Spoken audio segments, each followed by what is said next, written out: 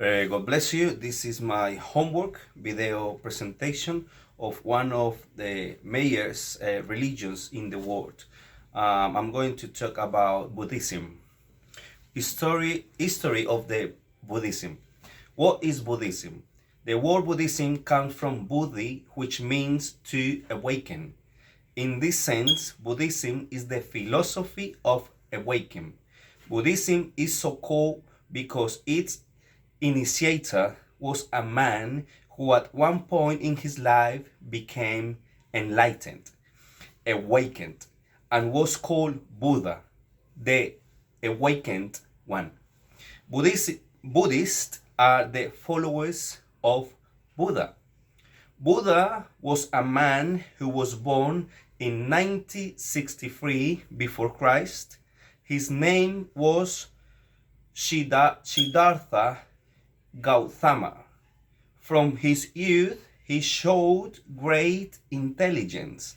According to the custom of the time, he married at the age of 16. He had a wife and a son. He lived in north of India in a luxurious environment, but he saw the suffering of others. He had a crisis and decided to live in search of the truth. He left his family and sat at the feet of the religious teachers of his region. It was the great departure. And when he left, he was 29 years old. These teachers taught him many things, but no one knew the cause of suffering and how to overcome it. After 6 years of study, meditation, and strong asceticism, he had an experience where ignorance disappeared, and he suddenly understood. From that day on, he was called Buddha, the enlightened one. This enlightenment took place at the foot of a fig tree, which became a sacred tree in Buddhism. From then on, he traveled throughout northern India, teaching what he had discovered. His compassion and patience were legendary, and he had thousands of followers. He died in 483 before Christ at the age of 80. He died ill but happy and at peace. Buddha wasn't a god. Buddha didn't claim to be God, nor a messenger of God. He was a man who perfected himself and thought that if we follow his example, we can also achieve perfection. Before enlightenment, he was a yogi and practiced yoga. Later, he insisted on meditation. Buddhists not worship or make offerings to the Buddha. They don't worship him with adoration, but with admiration and respect. As an example, let us look at the meaning of some symbols used in Buddhism. Statues of Buddha invite us to develop peace and love within ourselves. The perfume of incense recalls the pervasive influence of virtue. The lamp points to the light of knowledge. Fading flowers symbolize impermanence. A bow expresses gratitude to the Buddha for his teachings. This is the nature of Buddhist worship.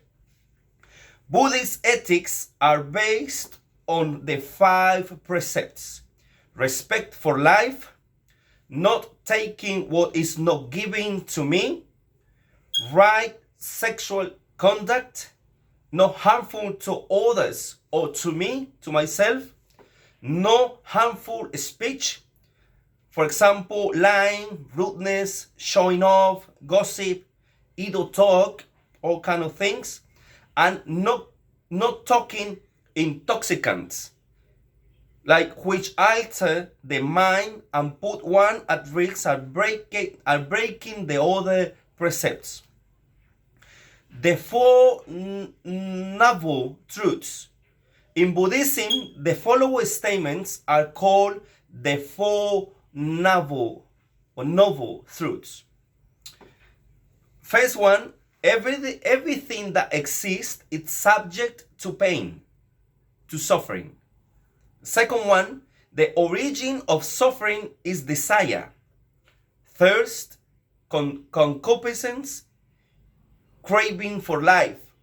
Third, pain can be suppressed by extinguishing these desires.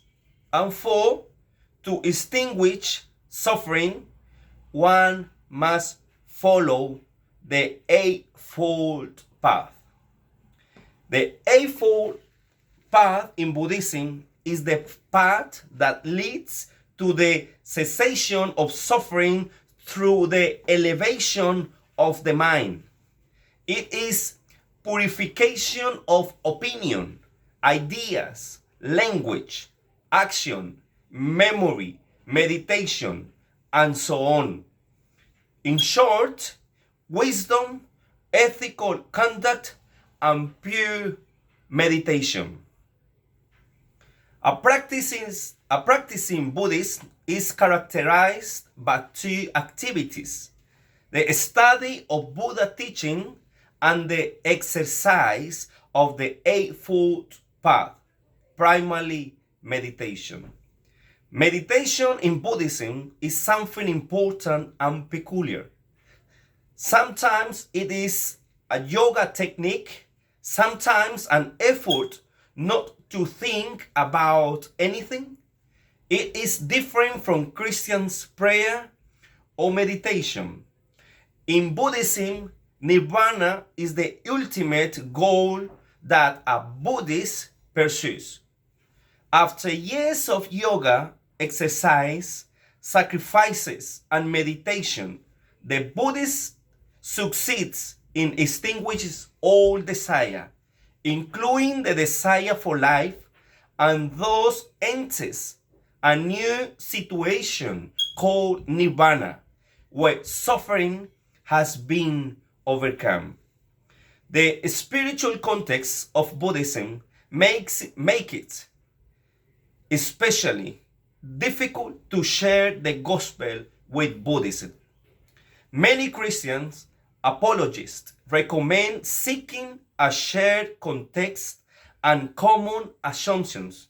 For example, the 4 noble truths can provide Christians with 4 springboards of conversation that allow them to communicate the Bible view of life, death, and salvation, the importance of testimonies and genuine relationships can be emphasized. Our testimonies work with Buddhists when others' methods fail, and we believe this is true for a number of reasons.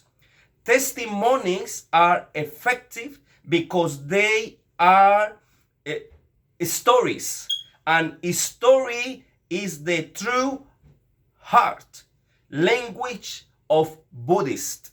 The Buddhist longs for 2 things: power and control in their lives, as well as inner peace.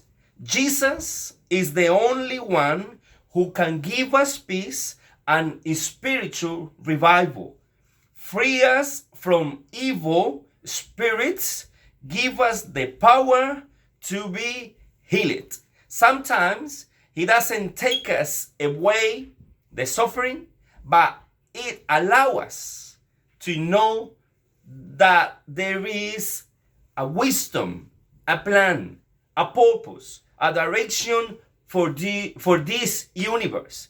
And because of that, we can enjoy peace, which no one else can enjoy. God bless you.